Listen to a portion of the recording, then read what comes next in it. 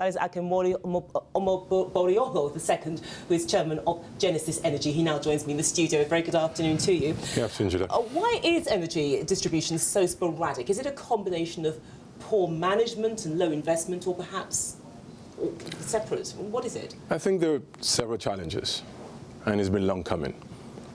There's been years of negligence in the sector. The sector itself was characterized by major domination by public utility. Over the past 3 years, that sector across Africa, especially sub-Saharan Africa, has been restructured. You have laws in place in most countries, strong regulators. Distribution infrastructure in particular were not standardized.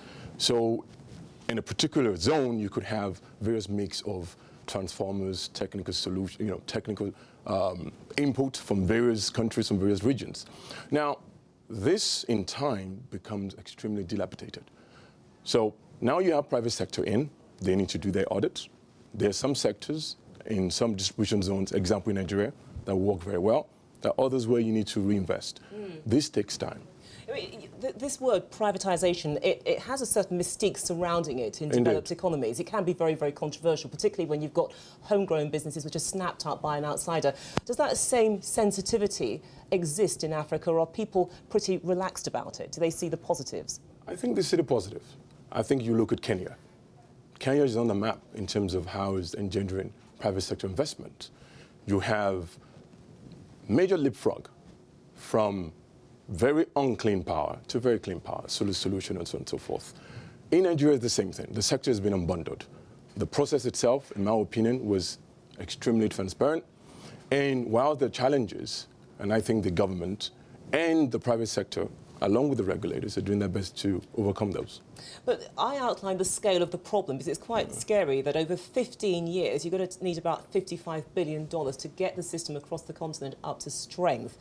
Is that really going to be enough, given the scale of the problem and this fractured picture? And I think I'm going to scare you further. The population is growing.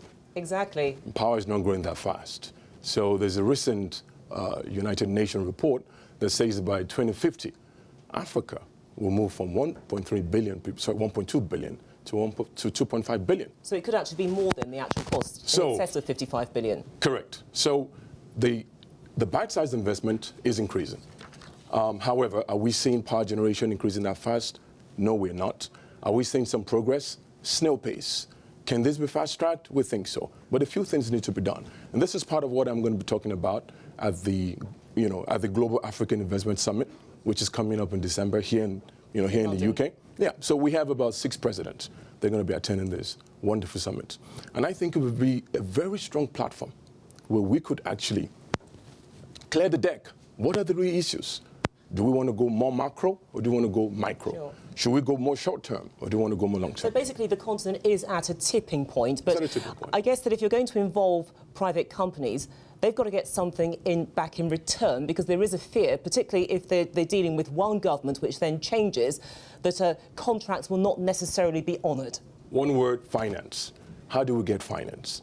Right pricing of tariff, very important. But there has to be integrity in the negotiations as well. So in other words, if we cut a deal with you, the government, then you stand by it. And it doesn't matter if you're replaced by another government, they have to stand by what's been agreed. Indeed. So how do we remove political risk? How do we ensure that government is continuum? This is some of the policies that new government needs to put in place. And I think that is starting to happen. President Buhari has insisted he's going to honor the privatized sector. He's going to do his best to actually enhance what has been done. So we're beginning to see a paradigm shift in terms of how public sector discharge their obligations. OK, so that's using the law, if you like, so that something which is agreed between 2 people in the room actually has some legal weight. What about financial incentives? What are the cookies, if you like, that can be pulled out of the tin and offered up to a potential investor? Indeed. Fiscal incentives, less tax. There could be substantially government support in terms of long-term capital. You've seen that again in Nigeria. The central bank is called the Power, Aviation and Intervention Fund. Let's give long-term capital to power sector, which is non-existent in the financial system in Nigeria.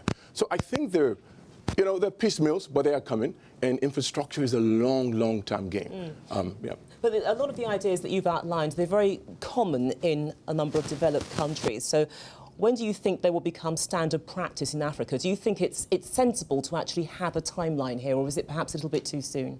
I think the global economy is in a bit of a flux, especially in Africa as well. Mono-income countries like Nigeria, they're learning the hard way. You need to diversify your income base. So there's going to be a bit of complexities. Can you put a roadmap to this? I think it's worth it. Is it going to be honored? I think it's going to be flayed along the edges, but eventually we'll get there. I wish you well in your journey.